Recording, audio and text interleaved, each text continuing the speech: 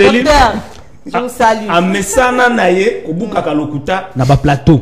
Ah. Na tango abandi speech naye alobini ni ki ye aye awa na plateau ko défendre le régime.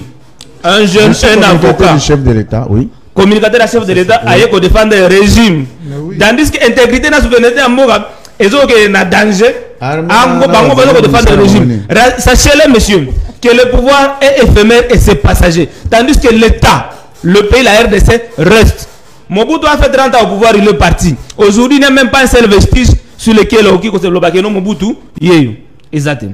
Alors, pour qui le côté le non, gratuité enseignement ezali ba mamba ko bota. Abosa ni teke na téléphone so fouiller téléphone. Au comment la lettre ya hôpital Monkole. Oh, na téléphone nga. So ko la téléphone bio comment la lettre ya hôpital Monkole.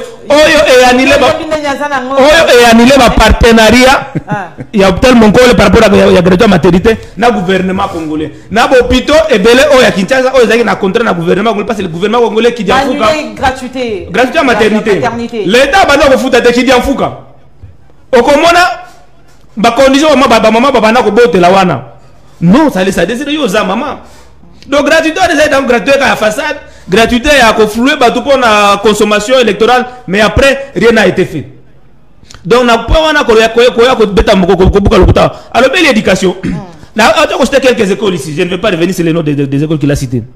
Mais ce aucun n'a pas école wana Hollandais. Au comment que les parents continuent à donner des motivations pour que la qualité de l'enseignement de leurs enfants soit toujours au top. Et c'est par là que ngai na tia na bien longola ka tout chapeau na ngapo na basango.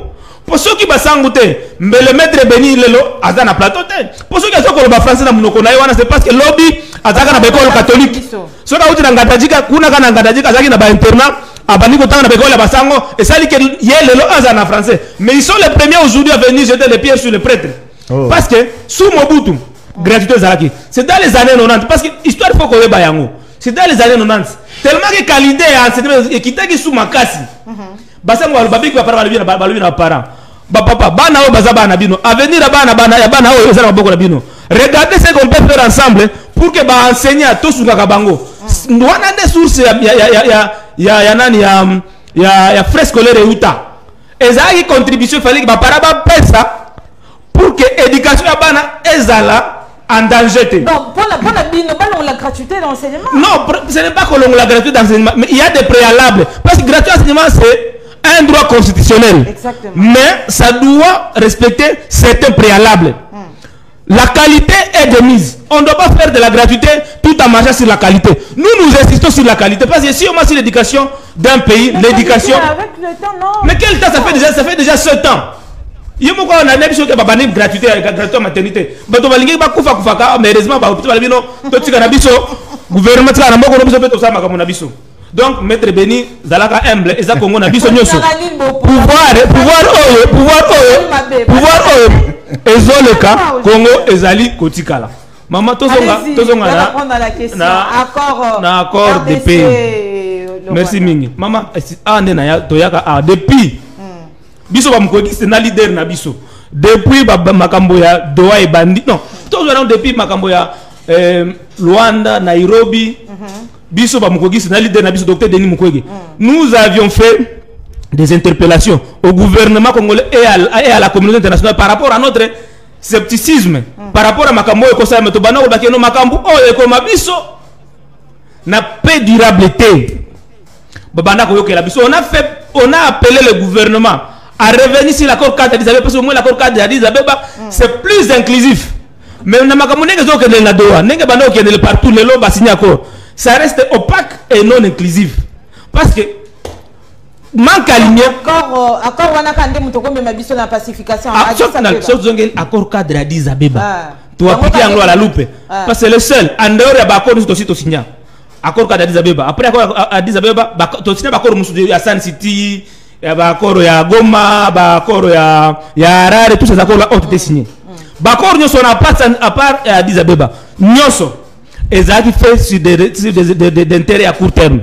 Par exemple, même les politiciens, comment je peux les appeler, bato bazaki na bito bilgera, bazo ba promotion dans l'armée, ba comme ba généraux, ba musu ba comme ba ministre, ba musu ba comme ba député, ba musu ba comme ba occupant ba poste à l'écolo. Tu vois? On a oublié la justice, on a marché sur la justice sur l'autel de la paix. On a marché sur... Oui, c'est ça. On a oublié la justice et on a évolué comme ça. Et ça fait, qu'est-ce que ça a été comme conséquence? On est en train de rentrer dans des cycles, il y a la guerre, aussi la terre. Et c'est dans la même logique. Aujourd'hui, ça se confirme par la signature. Il y a accord de paix au les États-Unis. Vous pouvez vous imaginer, les États-Unis, Amérique, Bazoko ignorer, n'est-ce pas, la participation active de Rwanda na pillage à RDC, na massacre qui a été fait dans notre pays, na violation massive des droits de l'homme. Ba posani yango nyoso wana. Ba blanchir Rwanda na makamu nyoso wana. Ba lobi na biso ke no Rwanda na accord wana akolongwa na mboka na biso te. Soki ba FDLR baza neutralisé te. Kudurwa na accord wana na accord wana yokate mama bazo reconnaître que Rwanda s'il vous plaît na accord wana quand même ça ne peut pas passer. Na accord wana mama bazo reconnaître on ne peut pas avaler ça vraiment. Il faut aller Bisabiso. Attendez. Na accord wana l'accord comprend, attendez, des dispositions suivantes: le respect de l'intégrité territoriale des deux pays, deuxièmement les désengagements, les désarmements, troisièmement la mise en place d'un mécanisme conjoint de coordination sécuritaire, 4 la facilitation du retour de réfugiés et de personnes déplacées internes, 5 accès humanitaire garanti sur le terrain, et puis 6 la création d'un cadre d'intégration économique régionale. Troisième point. Troisième, 1, 2, 3. Désengagement. La mise, désengagement, c'est deuxième point. Désengagement, les désarmements et l'intégration conditionnelle des groupes armés non étatiques. Les groupes armés, désengagement, est-ce que Balobé RDF, est-ce que Balobé nos forces armées rwandaises? Non, est-ce que Balobé nos forces armées rwandaises? Non, groupe non étatique, RDF et Koso. Voilà, on va considérer les locaux. Tandis que na résolution, non, s'il vous plaît, toi tu ne veux pas.